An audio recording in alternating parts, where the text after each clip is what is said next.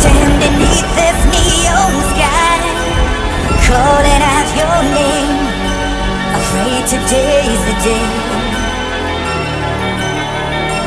The wheels are turning in my mind, this carnival of love, lost in time.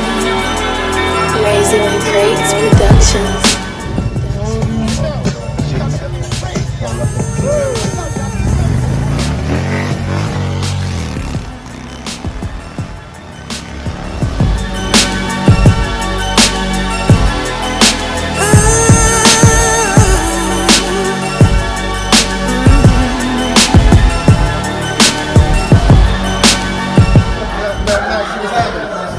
Happy New Year's, man. Happy New Year. Better 2021 for all of us. Get money, health, stay free. Exactly. You already know. Happy New Year for all my fellas. We doing it. Peace. Calling out your name, afraid today's the day. The wheels are turning.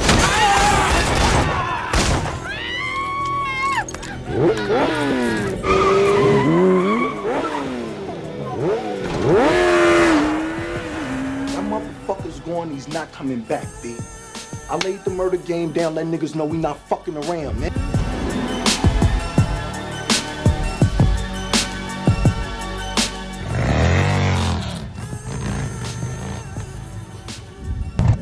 You know, mentally himself, I don't really think nobody really could do nothing to him, you know, after what he's done. I think only he could do something to him. Like, I just like, you know, I believe in God, my nigga. Like, you know what I'm saying? There is a God, you feel me? And who am I to judge? Like, for me to just talk that. Razingthecratez I Productions. stand beneath this neon sky. What's up, fam? What we doing? What's poppin'? We up in the A All-Star Weekend. Drop head. Mel Maxey. Mel Max, You know who this kid is already, right? I don't know who he is. whole life. I stand beneath this neon sky, calling out your name, afraid today's the day.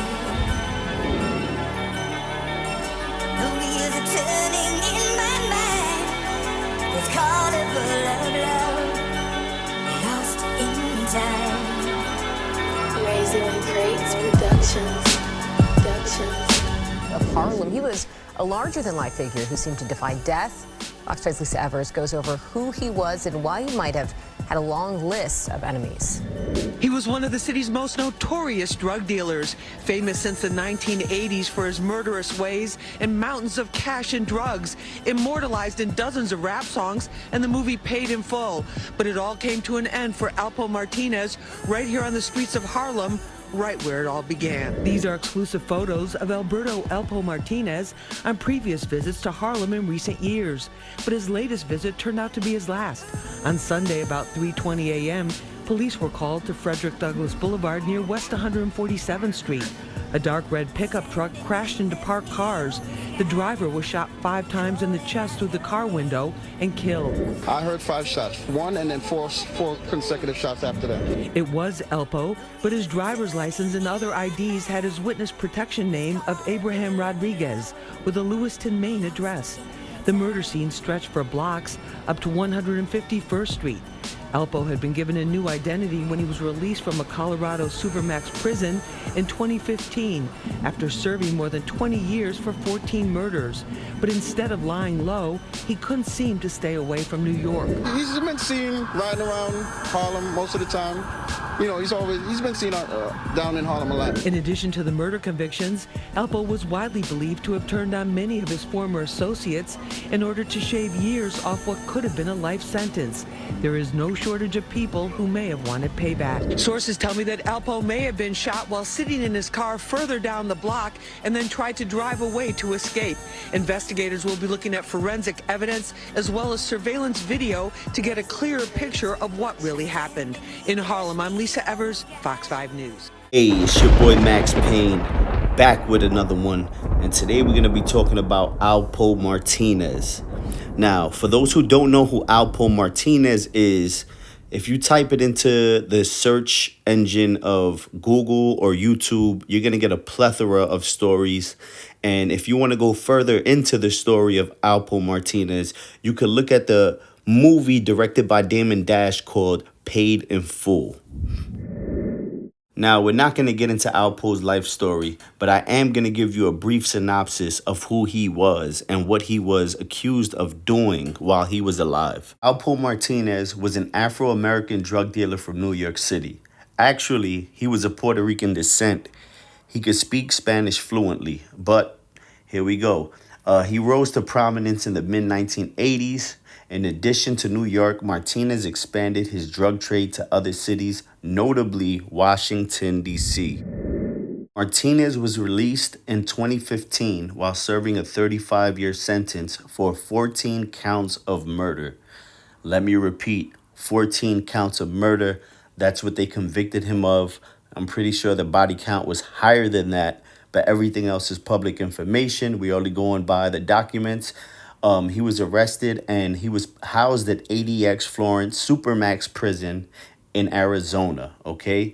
He was released after testifying against former associates and had been living under the United States Witness Protection Program in Lewiston, Maine, under the assumed name Abraham G. Rodriquez, until shortly before his death in 2021.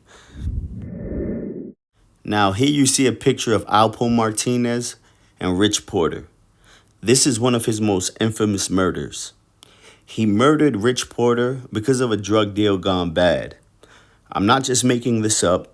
If you search on YouTube, you can find interviews where he admits to killing Rich Porter.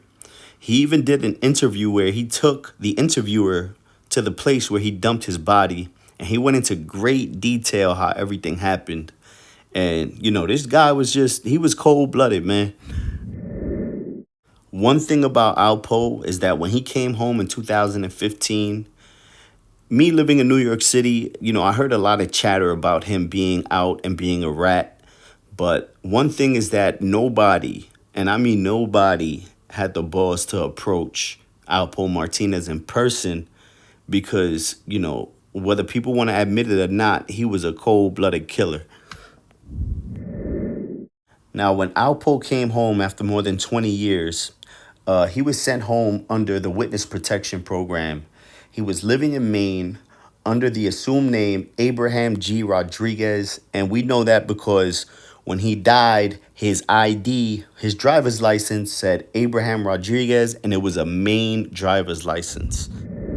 Now I'm going to show you a few photos of Alpo Martinez's residence when he got released and he went to Lewiston, Maine. This was his apartment. It looked like a conservative town. They actually interviewed a few of his neighbors, and they said that they never suspected that he was Alpo Martinez. He was a respectful guy. The only complaints that they had was that he would play the music loud sometimes. I mean, in a town like this, they complain about everything. And he would be in and out the residence with different women. But other than that, they didn't have any complaints. But at some point, Alpo said, fuck this. I'm going back to New York City. And he was a smart guy. He knew that if he went back to New York City, he could potentially be killed and his life would be in danger. But there was a turning point in his life, and I think he just gave up on life, to be honest. And I'm going to show you why. Now, we're going to get into an audio clip of Alpo Martinez speaking to somebody that's on YouTube. I'm not going to say his name because I don't know if he wants me to, but he basically explains why he just doesn't care anymore. So let's get into it.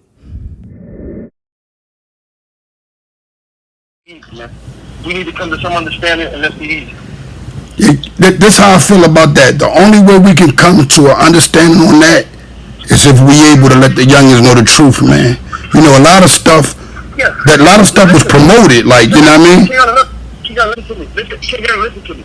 I just lost my mother and my sister. So I'm gonna give you my word.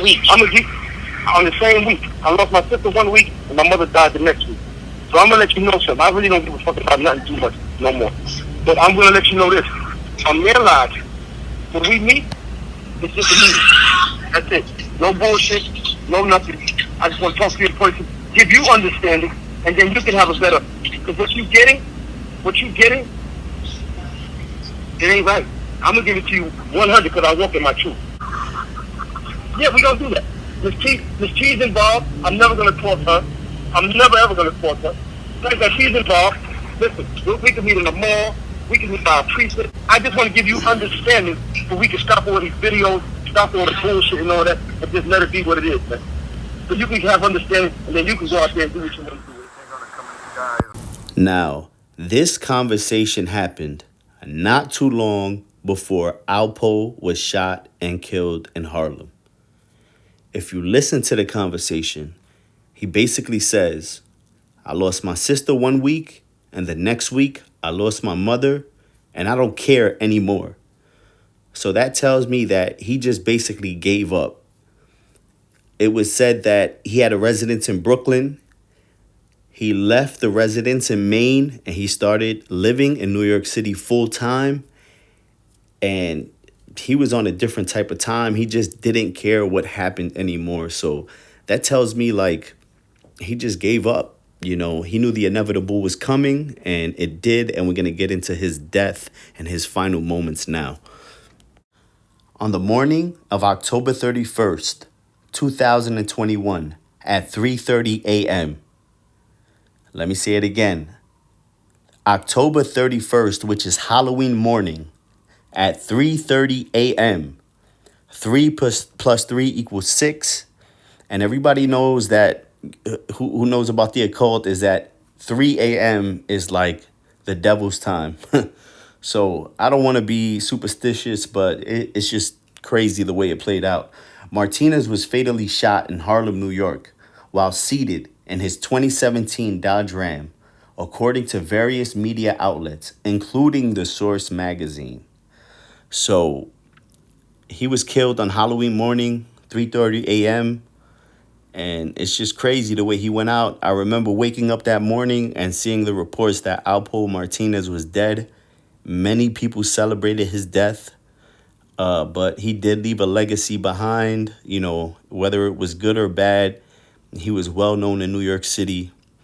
And I just wanted to recap his final moments and why I thought he gave up and he basically chose his demise. Now, any gangster story will end in a blaze of glory. I'm going to say that again. Any gangster story will end in a blaze of glory.